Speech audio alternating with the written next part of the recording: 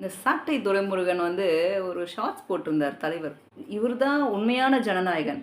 காரணம் என்ன அப்படின்னா, படத்தோட ஆடியோ லான்ச்சை வந்து மலேசியாவில் வச்சுருக்காங்க இல்லையா?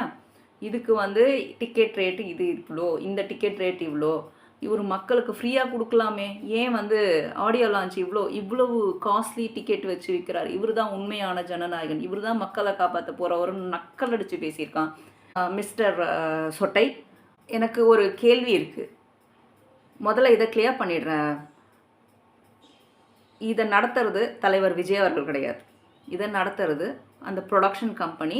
அவங்க மலேசியாவில் நடத்துகிறாங்க. அது இவருடைய கடைசி படம்ன்றதால இதை பிரம்மாண்டமாக அவங்க பண்ணுறாங்க. இது தலைவர் விஜய் அவர்கள் சொல்லி இது வந்து இவ்வளவு செய்யணும் அப்படி செய்யணுன்றது கிடையாது. இது ப்ரொடக்ஷன் கம்பெனி பண்ணுற வேலை.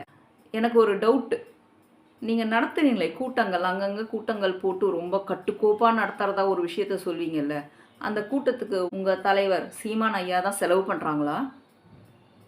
கொஞ்சம் அதோட கணக்கு வழக்கு கொஞ்சம் சொல்கிறீங்களா? யார் அதுக்கு செலவு பண்ணுறாங்க? உங்கள் தலைவர் ஐயாவோட கான்ட்ரிபியூஷன் அந்த கூட்டத்துக்கு எவ்வளவு?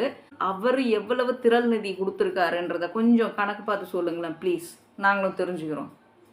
முதல்ல அங்கே போய் அதை பார்த்துட்டு அப்புறம் இங்கே வந்து கமெண்ட் பண்ணுங்கள். எப்பயுமே இந்த மாதிரி பேசுகிறவங்களுக்கு தன் முதுகில் இருக்கிற அழுக்கு தெரியாது. அடுத்தவங்க முதுகில் என்ன அழுக்கு இருக்கும்னு பார்க்கத்தான் ஓடி வருவாங்க.